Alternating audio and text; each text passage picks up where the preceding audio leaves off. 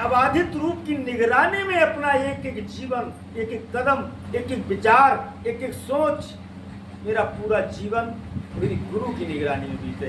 कैसी निगरानी में बीते? जैसे मैंने साधना शिविर में बताया था कि आप बैठ जाओ अंदर जा करके और ऐसी चौकीदारी करो कि कोई चीज तुमसे चुर के निकल ना जाए। वो चीज समझ रहे हो क्या है? जान रहे होगे आप लोग।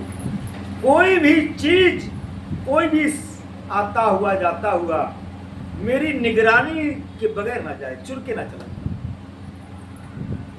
ऐसे ही कोई भी मेरी सोच, कोई भी मेरा विचार, कोई भी मेरा कदम मेरे अबाधित रूप से चुर के ना चला जाए। अगर चुर के चला गया तो समझो तुम्हारा मुख संसार की तरफ मुड़ गया।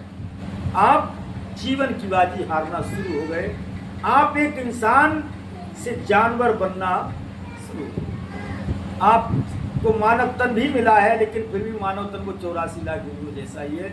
मिलना ना मिलना उससे कोई फायदा नहीं कि आप उसी चीज के वो वैसा ही जीवन जी रहे हैं जो आपने 84 लाख योनियों में जिया था। इसलिए जागना है तो जाग लो, वरना आपकी मर्जी।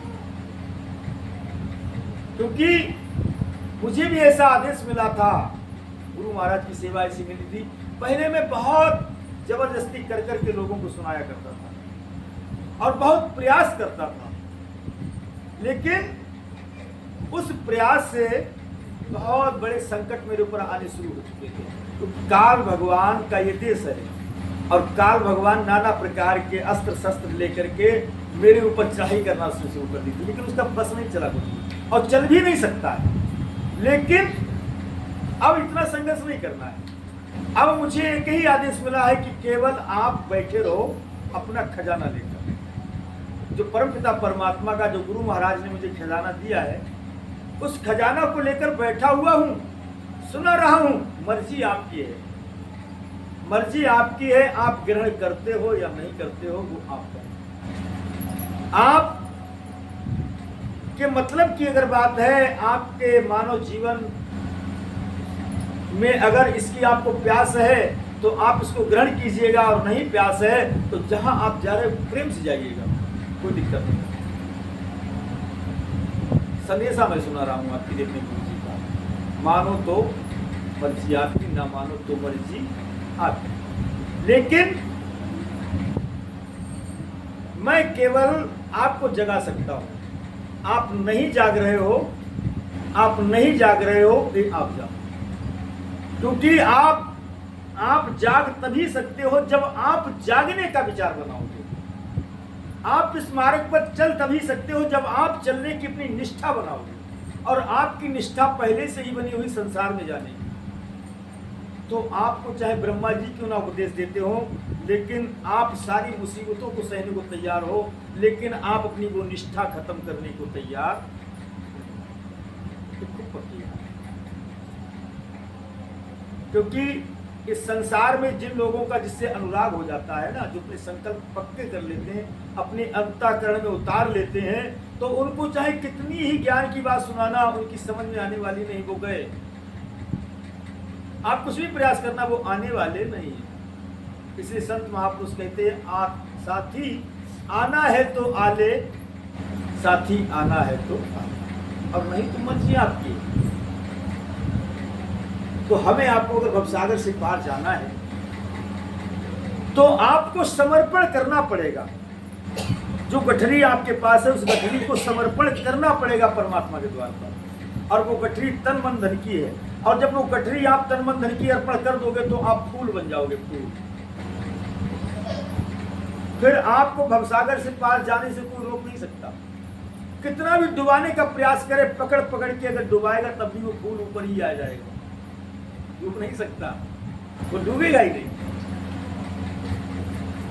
चाहे कितने भी भगवान मिलकर के, चाहे कितने भी शैतान मिलकर के उस फूल को डुबाना चाहें तो वो खुद डूब जाएंगे, लेकिन जब डूब के जब मर जाएंगे तो फूल फिर ऊपर आ जाएंगे। वो पकड़ के फूल को अगर डुबाने का प्रयास करें, डुबाने के ले जाएंगे, तो डुबाते डुबाते वो खुद डूब के मर जाएंगे, लेकिन तुम फूल बने हो, तुम फिर ऊपर आ जाओगे, तुम्हें कोई नहीं डुबा पाएगा। ये पक्की बात। समझ में आ गई होगी अच्छी तरीके से, ठीक है? इसलिए हम अपने अंदर अगर अपने आप को प्राप्त करना चाहते हैं, अपनी मंजिल पर पहुंचना चाहते हैं, यात्रा मैंने बताई आत्मज्ञान की क्या यात्रा है, ये आपसे शुरू होती है और आप तक पहुंचती है। तो यात्रा कितनी देर की है? केवल आपकी निष्ठा पक्की करने की है, समझो यात्रा हो गई थी। जिस दिन हम गुरु दीक्षा लेते हैं ना, उसी दिन हम मुक्त हो जाते हैं। लेकिन वो गुरु दीक्षा भी हम चालाकी से देते हैं, वो गुरु दीक्षा नहीं लेते, केवल चालाकी के लिए कह दिया हमने, लेकिन ली नहीं है दीक्षा।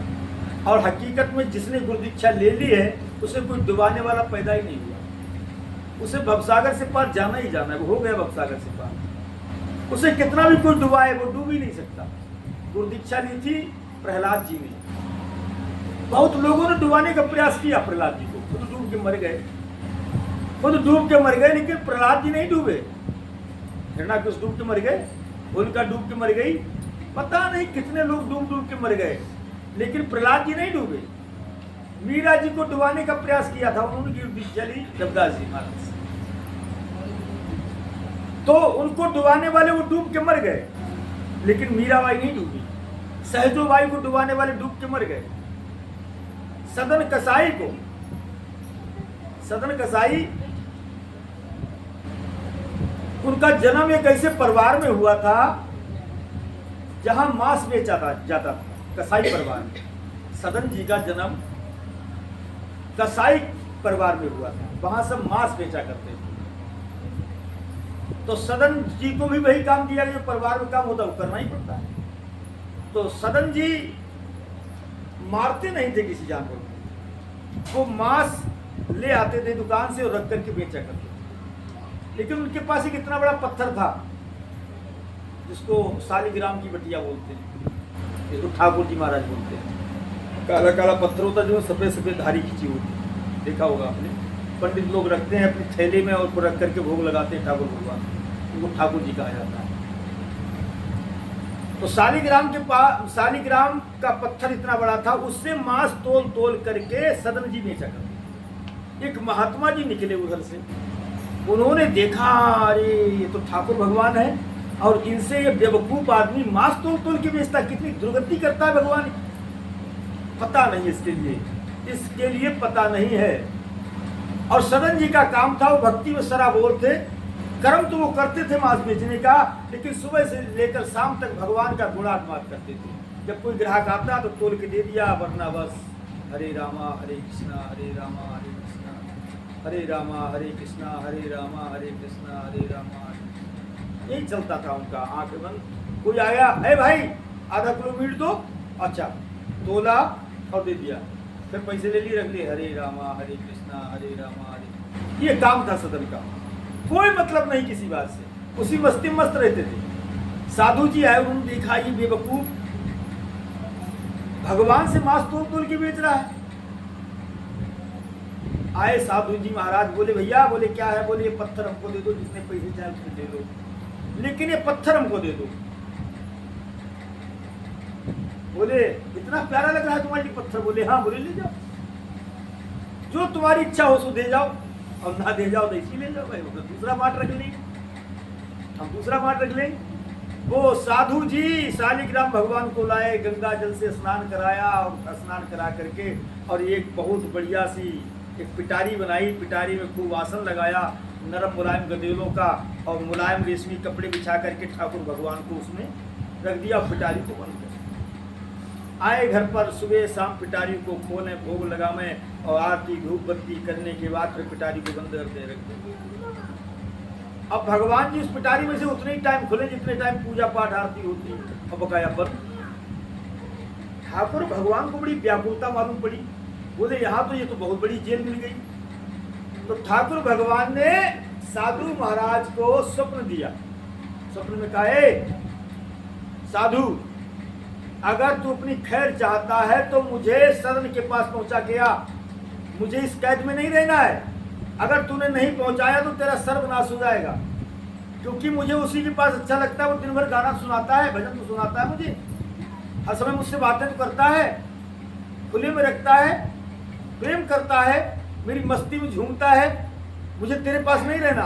सुबह साधु उठे तो घबरा गए भगवान जी का वो संदेशा सुन के। ठाकुर को जी महाराज ले गए, दोनों हाथों से सदन को दिया। भैया जी बोले हाँ ये भगवान तुम ही से खुश हैं, हमसे बहुत नाराज हैं, ये तुमसे ही खुश हैं। बोले अच्छा कैसे महाराज जी?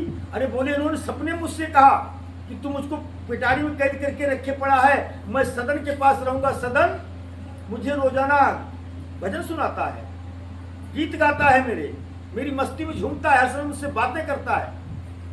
अब सदन चुप। बोले भगवान है ये बात करते हैं? बोले हाँ यही तो त्रिलोकीनाथ है, यही तो घटघटवासी है, यही सच्चिदानंद है, यही तो नारायण है। बोले ये? बोले हाँ। बोले इन्होंने तुमसे बात की? बोले हाँ। बोले बस हो गया काम, मांस तोलना बंद कर दिया। उठाए शालिग्राम को रखा थैली में और जगन्नाथपुरी में चल दिया। जगन्नाथपुरी जाने लगे। जब पैदल चले जा रहे हैं गुणानवा, हे प्रभु मेरे पास रहे और मैं आपसे मांस तोल की बेचता रहा। चले जा रहे हैं गीत गाते हुए, एक गांव पहुंचे तो अंधेरा हो गया। अंधेरा हो गया, अब सोचते हैं क्या करें, भूख भी लगी हुई है, भोजन भी पास नहीं है। तो एक घर के दरवाजे में खड़े होकर के कहा बहन जी क्या भोजन मिल जाएगा? अब नौजवान शरीर था सदन जी का, बिल्कुल चेहरे पे तेज था, बड़े सुंदर लग रहे थे, सुडोल शरीर। और उस घर की महिला ने जब सदन को देखा तो उस सुंदरता को देख करके मोहित हो गई, मोहित हो गई। बोले हाँ हाँ मिलेगा मिलेगा महाराज, मिलेगा मिलेगा। बोले आ जाओ अंदर, आ जाओ अंदर आ जाओ। अब सदन जी ने अंदर भी प्रवेश कर दिया। वैसे साधु को चाहिए कि दरवाजे पर खड़े होकर के आवाज लगाए 3, और 3 बार में अगर कोई भिक्षा ना दे तो कुछ चले जाना चाहिए, फिर वहां भीख नहीं लेना चाहिए। इस शास्त्रों का नियम है। भिखारी अगर साधु बने हो, भिक्षाटन करते हो तो दरवाजे पर खड़े होकर के 3 बार आवाज लगाओ। अगर 3 बार में कोई भिक्षा नहीं दे रहा है फिर वहां भिक्षा मत लो, अगले चले जाओ। और एक बात, अगर कोई कहता है कि अंदर आ जाओ महाराज, तो भिक्षाटन करने वाले साधु को घर के अंदर प्रवेश नहीं करना चाहिए। पहली बात, पहली गलती कर दी, सदन ने घर के अंदर प्रवेश कर गए। और प्रवेश कर गए तो उसने कहा बैठो, आसन दे दिया, बैठ गए। बैठ गए और वो स्त्री कहने लगी महाराज भोजन खाओ, लेकिन अब रात हो गई, कहाँ जाओगे? जगन्नाथपुरी अभी बहुत दूर है, आज यहीं विश्राम कर लो और सुबह चले जाना। बोले सदन ने भी सोचा बात तो ठीक है, अब रात में कहाँ जाएंगे? बोले ठीक है। भोजन खाया, बड़ा सुंदर भोजन उसने बनाया, क्योंकि प्रेम हो गया था ना उसे, उस स्त्री को प्रेम हो गया था सदन से। बहुत सुंदर भोजन बनाया। भोजन बना करके अब वो विचार करे कि ये साधु महात्मा से बात कैसे की जाए, ये मेरी बात कैसे मानेंगे। भोजन खिलाने के बाद उसने 16 श्रृंगार किए, खूब बढ़िया श्रृंगार करके, और रात्रि में आई सदन के पास और सदन से कहनी सुनो मैं तुमसे प्यार करती हूं, तुम मेरी प्यास बुझाओ। सदन ने देखा, बोले हो आप तो साक्षात दुर्गे मैया लग रही हो, आप तो दुर्गे माता हो, आप तो साक्षात ही माता, आपके दर्शन पा करके मैं धन्य हो गया। वो तो 16 श्रृंगार करके आई सदन को रिझाने के लिए, लेकिन सदन ने उसकी सुंदरता को देख करके माता कहना शुरू कर दिया कि आप तो आसक्ति जगत जननी माता जैसी लग रही हो, माता जैसा श्रृंगार बना करके आई हो, आप तो साक्षात दुर्गे माँ लग रही हो। अब जब माता कहा तो वो स्त्री कहने लगी ए साधु, हम माता नहीं हैं, हम ये श्रृंगार तुम्हारे लिए बना करके आए हैं, हम तुम पर रीझ गए, हम तुमसे प्रेम करते हैं। तभी सदन ने हाथ जोड़े, कैसी बात करती हो माता, मैं तो तुम्हें माता की नजर से देखता हूं, और फिर तुम्हारी शादी हो गई है, तुम्हारे पति सो रहे हैं, उनको जगा दो जा करके। इतनी बात जब सदन ने कहा, और अपनी प्यास बुझाओ जा करके, जब सदन ने इतनी बात को कहा तो उस स्त्री ने सोचा कि ये साधु मुझसे कह रहा है कि तुम्हारा पति सो रहा है, कहीं जाग गया तो क्या होगा। उसके समझ में काम का भूत सवार था, तो उसकी समझ में ये बात आई, तो वो तुरंत वहां से लौटी कि साधु मेरे पति से डर रहे हैं, सोच रहे हैं कि मेरा पति अगर जाग गया तो फिर हम दोनों की खैर नहीं। उसने एक गड़ासा लिया इतना बड़ा और अपने पति की जाकर के गर्दन काट दी, मार दिया। उस स्त्री ने अपने पति को मार दिया और पति को मार करके फिर आई और कहा साधु जी, बोले हाँ, बोले अब झंझट खत्म हो गई, मैंने अपने पति को मार दिया है, अब कोई घबराने की जरूरत नहीं, अब तुम मुझसे प्रेम करो, मेरी प्यास बुझाओ और मैं तुम्हारी हो गई, तुम मेरे हो जाओ। सदन ने देखा, हो तूने इतना बड़ा अत्याचार कर दिया, तूने अपने पति को मार दिया, तू बहुत निर्लज्ज है, तू पापनी है, तुझे ये पाप भरना पड़ेगा और मैं जा रहा हूं यहां से। इतना कह करके जब सदन वहां से उठ के जाने लगे तो उसने झपट के हाथ पकड़ा सदन का और कहा देखो मैं तुम्हारी विनती करती हूं, मेरी बात मान जाओ। लेकिन सदन मानने को तैयार नहीं हुए। जब मानने को तैयार नहीं हुए तो उस औरत ने कहा कि अगर तुम नहीं मानोगे मेरी बात तो बहुत पछताओगे। बोले चाहे कुछ भी हो जाए लेकिन मैं ये बात नहीं मान सकता। फिर उस स्त्री ने कहा मैं इल्जाम तुम्हारे ऊपर लगा दूंगी। बोले कुछ भी करो, मुझे इसका डर नहीं है। उस स्त्री ने रोना चिल्लाना शुरू कर दिया और गांव वालों को इकट्ठा किया, मोहल्ले वालों को, किसने मेरा पति मार दिया है और मेरे ऊपर जबरदस्ती कर रहा है। ये प्रिया चरित्र है। उस औरत ने कहा चिल्ला करके कि इसने मेरे पति को मार दिया और मेरे साथ जबरदस्ती कर रहा है। गांव वाले आए, कोई बात नहीं, मारना शुरू कर दिया सदन। अब सदन सोच रहे हे प्रभु मैंने कोई गलती नहीं की, मेरा कोई अपराध नहीं है, लेकिन मेरी मार क्यों पड़ रही है। प्रभु से कहते प्रभु जरूर मुझसे कोई अपराध हुआ होगा। अब वो उस मार के लिए नहीं कह रहे, वो उन लोगों को नहीं समझा रहे मैंने ऐसा कुछ भी नहीं किया। उन लोगों से बिल्कुल नहीं कह रहे वो सदन कि भाई मैंने इसके पति को नहीं मारा है, मैं इसके साथ जबरदस्ती नहीं कर रहा हूं। लेकिन वो हाथ जोड़ करके मार को सहते चले जा रहे हैं और कहते हैं प्रभु जरूर मैंने कोई गलती की है, मेरी नजर में नहीं आ रही लेकिन आपकी नजर में जरूर है। भाव देखिए, मेरी नजर में नहीं आ रही है लेकिन आपकी नजर में होगी प्रभु, जिसकी मुझे ये सजा मिल रही है। ठीक है प्रभु मेरी सजा पूरी कर दीजिए, पता नहीं कौन सा अपराध मैंने किया है। गांव वालों ने कहा इन्हीं हाथों से तूने इसके पति के सर काटा है, पकड़ो इसके हाथ। दोनों हाथ पकड़े, दोनों हाथ काट दिए सदन, दोनों हाथ काट दिए सदन और धक्का मार के कर दिया। अब सदन शुक्राना अदा करते चले जा रहे, प्रभु इतना बड़ा अपराध था, इतना बड़ा अपराध था कि मेरे हाथ भी काट दिए गए, तब कहीं अपराध मेरा पूरा हो पाया। चलो प्रभु कर्जा दूर हो गया, कम से कम उस पाप की, उस अपराध की मुझे सजा तो मिल गई, अब कर्ज खत्म हो गया। चले जा रहे हैं, जगन्नाथपुरी मंदिर में जैसे ही पहुंचे तो जगन्नाथ भगवान के जैसे दर्शन किए तो दर्शन करते वक्त सदन को ये ध्यान नहीं रहा कि मेरे हाथ नहीं है। सदन को ये ध्यान नहीं रहा कि मेरे हाथ नहीं है। उन्होंने दोनों हाथ बढ़ाए तो उनके दोनों हाथ निकल आए। वाह, बोलो भक्त और भगवान की। सदन ने प्रभु को प्रणाम करने के लिए दोनों हाथ जोड़ने के लिए जैसे ही हाथ बढ़ाए तो हाथ तो थे ही नहीं, लेकिन प्रभु की ऐसी कृपा वर्षी की दोनों हाथ निकल आए और हाथ जुड़ गए। और जब ध्यान हुआ अरे मेरे तो हाथ काट दिए थे और ये हाथ निकल कैसे आए, भगवान की कृपा है। बस वहीं पर बैठ गए सदन और वहीं कीर्तन गाने लगे। ऐसा पूरा जीवन वहीं बैठे बैठे, कोई दे देता तो खा लेते, नहीं किसी के अपने पेट भरने के लिए किसी से मांगते भी नहीं। रात दिन प्रभु का गुणान बात करते करते उसी दर पर बैठे बैठे अपना पूरा जीवन यापन करते। बोल सच्चिदानंद भगवान, बोल रखनाथ भगवान। तो हकीकत में हमें आपको ये जीवन इसलिए मिला है कि हम आप ये जीवन प्रभु को अर्पण कर दें, लेकिन हमने ये जीवन पूरा संसार के लिए अर्पण कर दिया है, कभी प्रभु माफ नहीं करेगा। और वो दिन दूर नहीं है, आज हो सकता है, कल हो सकता है, परसों हो सकता है कि सारी इस दुनिया की दौलत क्षण में गायब हो जाएगी। जैसे प्रकाश होते हुए अंधेरा गायब हो जाता है, इसी प्रकार से श्वास का तार टूटते टूटते ये पूरी दुनिया गायब हो जाएगी। श्वास का तार जैसे टूटा कि पूरी दुनिया गायब हो गई। इसलिए विचार करो, मैं कहाँ हूँ, मैं कहाँ जा रहा हूँ। अगर प्रभु से आपकी दूरी हो गई है, प्रभु से आपकी दूरी हो गई है तो जागो, जागने का प्रयास करो। अगर नहीं जागोगे तो फिर कल कोई आपको जगा नहीं पाएगा। अगर जगाने वाले की आवाज आप तक नहीं आ रही है तो आपका काम तमाम हो गया है।